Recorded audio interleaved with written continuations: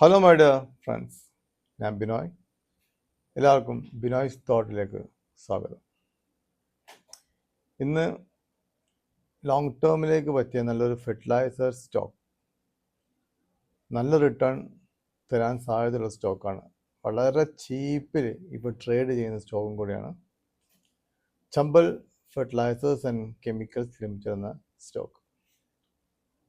So first of all പറയാം, ഈ പ്രാവശ്യത്തെ മൺസൂൺ വളരെ മോശമാണെന്നാണ് പറയുന്നത്. അതുകൊണ്ട് തന്നെ ഫെർട്ടിലൈസർ സ്റ്റോക്സിലൊക്കെ ഒരു മുന്നേറ്റം ഈ ഒരു പ്രാവശ്യം കാണാൻ സാധ്യത കുറവാണ്.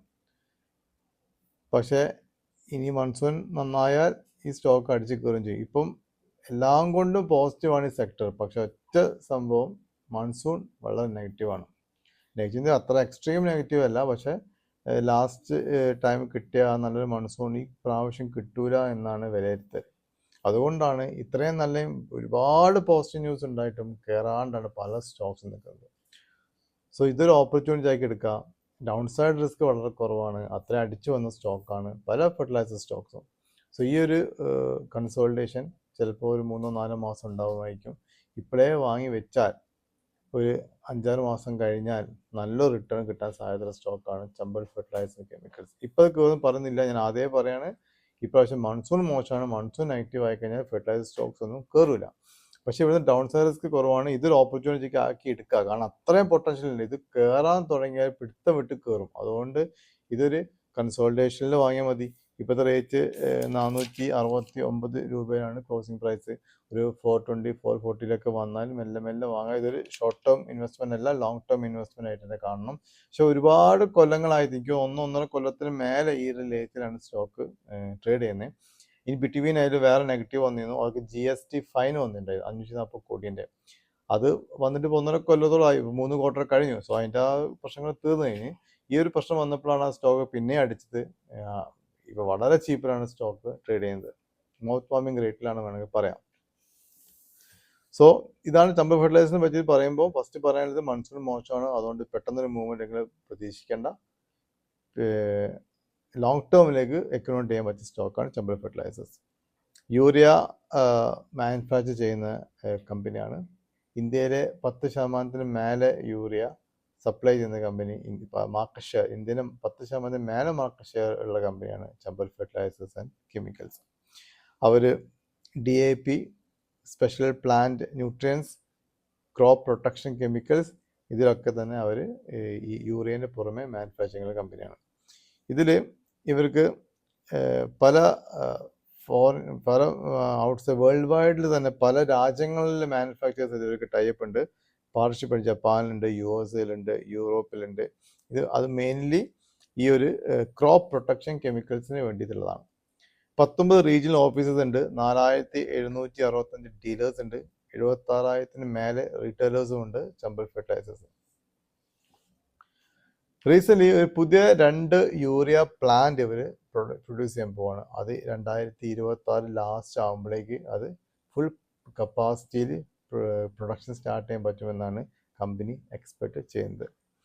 എനിക്കിതിൽ ഏറ്റവും ഇമ്പോർട്ടൻസ് ആയി തോന്നിയ കാര്യം, അവർ ഇപ്പം പുതിയ പ്ലാന്റ്, വൺ ഓഫ് ദ പുതിയ പ്ലാന്റിൽ ടെക്നിക്കൽ അമോണിയം നൈട്രേറ്റ് TAN എന്ന് പറയും, അത് മാനുഫാക്ചർ ചെയ്യാൻ പോവാണ്.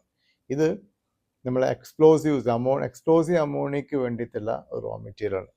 ആക്ച്വൽ GNFC മാത്രമേ ഈ ഒരു സംഭവം ഉണ്ടാക്കിയത്. ഇപ്പോൾ എക്സ്പ്ലോസീവ് അമോണിയക്ക് വേണ്ടിയിട്ടുള്ള കമേഴ്ഷ്യൽ എക്സ്പ്ലോസീവ്സിന് വേണ്ടി ഉപയോഗിക്കുന്ന ഒരു റോ മെറ്റീരിയലുകൾ കൂടെ ഇവർ മാനുഫാക്ചർ ചെയ്യാൻ പോകും. അങ്ങനെ തുടങ്ങിക്കഴിഞ്ഞാൽ ഒരു വേറെ ലെവലിലേക്ക് എത്താൻ സാധ്യതയുണ്ട്. ഇപ്പോഴത്തെ പ്രശ്നം, യൂറിയ ഫെർട്ടിലൈസർ സെക്ടറിൽ എപ്പോഴും ഒരു ഗവൺമെന്റ് കേർവ് ഉണ്ടാവും, കൺട്രോളും കാര്യങ്ങളും ഉണ്ടാവും, മാർജിനും വളരെ കുറവാണ്. പക്ഷെ ഈ ഒരു ഫീൽഡിൽ ഇതിൽ കടന്നു കഴിഞ്ഞാൽ ഇവർ ഇൻഡസ്ട്രിയൽ യൂസിലേക്ക് കടക്കാൻ പോകണം. മൈനിങ്ങിനും ഒക്കെ ഉപയോഗിക്കുന്ന എക്സ്പ്ലോസീവ്സിന് വേണ്ടി ഉപയോഗിക്കുന്ന ഈ അമോണിയം എക്സ്പ്ലോസീവ്സിൻ്റെ ഒരു റോ മെറ്റീരിയൽ ഉണ്ടാക്കാൻ പോകണം. അപ്പോൾ ഇൻഡസ്ട്രിയൽ യൂസിന് വേണ്ടി കെമിക്കൽ സെക്ടറിലേക്ക് കടക്കുമ്പം മാർജിൻ കൂടും. സോ ഭാവിയിൽ പ്രോഫിറ്റ് കൂടും. ഓൾറെഡി നല്ല പ്രോഫിറ്റ് ഉള്ള കമ്പനിയാണ്. അതാണ് ഇതിൽ ഏറ്റവും ഹൈലൈറ്റ് ചെയ്ത് പറയാൻ പറ്റിയ ഒരു പോയിന്റ്. ഇപ്പം അവർ യൂറിയ ഫെർട്ടിലൈസേഴ്സിനെ ഹൈലി ഡിപ്പെൻഡൻ്റ് ആണ്. അവർ ഇൻഡസ്ട്രിയൽ കെമിക്കൽ എക്സ്പോസിലേക്ക് മാറിക്കഴിഞ്ഞാൽ ഡൈവേഴ്സിഫിക്കേഷൻ സാധിക്കും ചെയ്യും. അതുപോലെ തന്നെ നല്ലൊരു മാർജിൻ ഇംപ്രൂവ് ചെയ്യാൻ സാധിക്കുമെന്നാണ് ഞാൻ വിലയിരുത്തിയത്.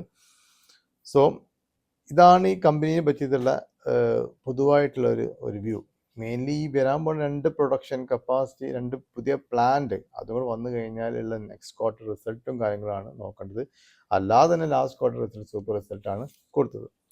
ഇത് നമുക്ക് കംപ്ലീറ്റ് വിലയിരുത്തി നോക്കാം. അതിൻ്റെ പി റേഷ്യോ EPS ഒക്കെ നോക്കുകയാണെങ്കിലും വളരെ ചീപ്പാണ് സ്റ്റോക്ക്. എല്ലാ വശങ്ങളിലും വളരെ ചീപ്പാണ് സ്റ്റോക്ക്. മറ്റൊരു നെഗറ്റീവ് ഇപ്പോൾ ഉള്ളത് ഈ മൺസൂൺ മോശം ആണെന്നുള്ളത് തന്നെയാണ്. അതുകൊണ്ട് എടുത്തിയാടി വാങ്ങണമെന്ന് പറയുന്നില്ല. എത്രത്തോളം താഴോട്ട് വരുന്നോ സ്പെക്കുലേറ്റേഴ്സ് മാക്സിമം മൺസൂൺ മോശം ന്യൂസ് അപ്പം തന്നെ 10% അടിക്കും. അങ്ങനെ അവസരം കിട്ടിക്കഴിഞ്ഞാൽ ഈ റേറ്റിൽ വാങ്ങാം. 400-420 ലെവലൊക്കെ വാങ്ങാം. ലോങ് ടേമിൽ വാങ്ങുന്ന സ്റ്റോക്കാണ്. 469 പ്രസന്റ് പ്രൈസ്, 10 രൂപ ഫേസ് വാല്യൂ ഉള്ള കമ്പനിയാണ്. 700 റുപ്പീസ് ലോങ് ഇയറിൻ്റെ അതിൻ്റെ ലൈഫ് ടൈം ഹൈയിൽ പോയതാണ്. ഇയർ ഹൈ 540 ആണ്. 742 ആണ് എൻ്റെ ലൈഫ് ടൈം ഹൈ, 580 ആണ് എൻ്റെ ഇയർ ഹൈ. ഫേസ് വാല്യൂ 10 ആണ്. ഇൻഡസ്ട്രിയൽ പി 15.7 ആണ്.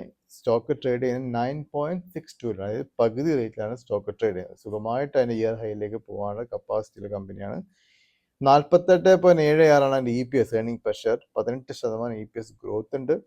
കടമൊന്നും ഇല്ല കമ്പനിക്ക്. ഇത്രയും 2 പ്ലാന്റ് എക്സ്പാൻഷൻ ചെയ്തിട്ട് പോലും കമ്പനിക്ക് കടമില്ല. 0.1 ഡെപ്റ്റ് ഇക്വിറ്റി റേഷ്യോ.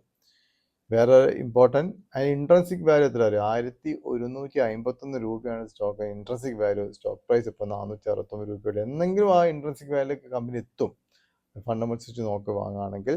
റിട്ടേൺ ഓൺ ഇക്വിറ്റിന് മേലെ കമ്പനിക്ക് കിട്ടാവുന്ന റിട്ടേൺ, അതുപോലെ തന്നെ ക്യാപിറ്റൽ എംപ്ലോയ് ചെയ്ത മേലെ കമ്പനിക്ക് കിട്ടാവുന്ന റിട്ടേൺ രണ്ടും 20 മേലെയാണ്. റിട്ടേൺ ഓൺ ഇക്വിറ്റി 20.4ഉം റിട്ടേൺ ഓൺ ക്യാപിറ്റൽ എംപ്ലോയ് 25.5ഉം ആണ്. 18,793 കോടിയാണ് മാർക്കറ്റ് ക്യാപ്പ്. റിസൾട്ട് ഞാൻ പറഞ്ഞു, ക്വാർട്ടർ റിസൾട്ട് മോശമാണ്. പക്ഷേ ഇയർ ഓൺ ഇയർ ബേസിൽ നല്ലൊരു പ്രോഫിറ്റാണ് കമ്പനി കാഴ്ചവെച്ചത്. ലാസ്റ്റ് മാർച്ചിൽ 99 കോടി ലാഭമുള്ളത് ഈ മാർച്ച് 2026 മാർച്ചിൽ 145 കോടി ലാഭം കാണിച്ചു. റവന്യൂ ഗ്രോത്ത് ഉണ്ട്. വെറും 2,488 കോടി റവന്യൂ ഉള്ളത് 2,785 കോടി റവന്യൂ കൂട്ടിയിട്ടുണ്ട്. ഷെയർ ക്യാപിറ്റൽ വെറും 400 കോടിയേ ഉള്ളൂ. 10,007 crores റിസർവ് ഉണ്ട്. നെറ്റ് ക്യാഷ് ഫ്ലോ 200 ആണ്. -2 എന്നാണ് 200ലേക്ക് വന്നത്. Dividend yield 11% dividend yield. എല്ലാ കൊല്ലം 5 മുതൽ 10 രൂപ പെർ ഷെയർ ഡിവിഡൻഡ് കൊടുക്കുന്ന കമ്പനിയാണ്. പിന്നെ ഷെയർ ഹോൾഡിംഗ് പാറ്റേൺ നോക്കുകയാണെങ്കിൽ പ്രൊമോട്ടേഴ്സ് കണ്ടിന്യൂസ്ലി അവർ സ്റ്റേക്ക് ഇൻക്രീസ് ചെയ്യുന്നുണ്ട്. എനിക്കൊന്ന് 5-6 ക്വാർട്ടറിലായിട്ട് വെറും 60.2 ഉള്ളത് 60.4 ആക്കി, പിന്നെ 60.5 ആക്കി, പിന്നെ 60.85 ആക്കി. ഇപ്പം ക്വാർട്ടർ 61.25 പ്രൊമോട്ടേഴ്സിൻ്റെ കയ്യിലുള്ള. അതിൻ്റെ കോൺഫിഡൻസ് ആണ്. അവർക്ക് വ്യക്തമായിട്ട് കമ്പനി പറ്റിയാൽ ആർക്കും അറിയാൻ കൂടുതൽ അറിയുന്നത് പ്രൊമോട്ടേഴ്സിനാണ്. FIS സ്റ്റേക്ക് ഇൻക്രീസ് ചെയ്തവർ ഞാൻ കോൺഫിഡൻ്റ് ഇല്ല. പക്ഷേ പ്രൊമോട്ടേഴ്സ് സ്റ്റേക്ക് ഇൻക്രീസ് ചെയ്യണമെങ്കിൽ it's a very positive sign for the company. FIS 15.66 ഉള്ളത് 15.11 ആയിട്ട് കുറച്ചിട്ടുണ്ട്. 0.45 കുറച്ചിട്ടുണ്ട്. അത് പക്ഷേ അതേസമയം DIS 4.66 ഉള്ളത് 5.38 കൂട്ടിയതുണ്ട്. പബ്ലിക്കിന് കയ്യിൽ നിന്ന് 14.19 ഉള്ളത് കുറഞ്ഞിട്ട് 13.68 ആയിട്ടുണ്ട്. ഇപ്പം ഇതുവരെ സ്റ്റോക്ക് സ്പ്ലിറ്റ് ആയിട്ടില്ല. 10 രൂപ ഫേസ് വാല്യൂ ആണ്. ബോണസ് ഒരു ബോണസും കൊടുത്തിട്ടുമില്ല. സോ എനിക്ക് തോന്നുന്നത് ഈ ഒരു പ്ലാന്റൊക്കെ വന്നു കഴിഞ്ഞാൽ എനിക്ക് ഒരു 1:1 ബോണസും ഒരു സ്പ്ലിറ്റും ഒക്കെ നമുക്ക് ഇതിന് പ്രതീക്ഷിക്കാം. ഞാൻ ലോങ് ടേമിലേക്കാണ് ഞാൻ പറയുന്നത്. നിങ്ങൾ ലോങ് ടേമിലേക്ക് SIP ആയിട്ട് വാങ്ങാൻ പറ്റിയ ഒരു സ്റ്റോക്കാണ് Chambal fertilisers and chemicals limited എന്ന സ്റ്റോക്ക്. നിങ്ങൾ വാച്ച് ലിസ്റ്റിൽ വെക്കുക, വളരെ ക്ലോസ് ആയി വാച്ച് ചെയ്യുക. ഈ പറഞ്ഞത് കംപ്ലീറ്റ് എൻ്റെ ഒരു വ്യൂ ആണ്. ഇതിൽ ക്ഷമയോട് കാത്തുനിന്നാൽ ബെനിഫിറ്റ് കിട്ടുമെന്ന് എക്സ്പെക്ട് ചെയ്യാണ്. അത് എൻ്റെ മാത്രം വ്യൂ ആണ്. സോ ഞാനൊരു SEBI രജിസ്റ്റേർഡ് അനലിസ്റ്റ് അല്ല. സോ ഇപ്പം സ്വന്തം പഠിച്ച് മനസ്സിലാക്കിയിട്ട് മാത്രം നിങ്ങൾ ഇൻവെസ്റ്റ് ചെയ്യുക. നിങ്ങൾക്ക് അഡ്വൈസസ് ആരെങ്കിലും അവരോട് ചോദിച്ച് മനസ്സിലാക്കിയിട്ട് മാത്രം ഇൻവെസ്റ്റ് ചെയ്യുക. പുതുതായി ചാനൽ കാണുന്നുണ്ടെങ്കിൽ സബ്സ്ക്രൈബ് ചെയ്യുക. മാക്സിമം എൻ്റെ വീഡിയോസ് നിങ്ങളുടെ ഫ്രണ്ട്സിനും റിലേറ്റീവ്സിനും അയച്ചു കൊടുക്കുക. ലൈക്ക് ചെയ്യുക, കമൻറ്റ് ചെയ്യുക. So thank you very much for all your patient listening. Thank you.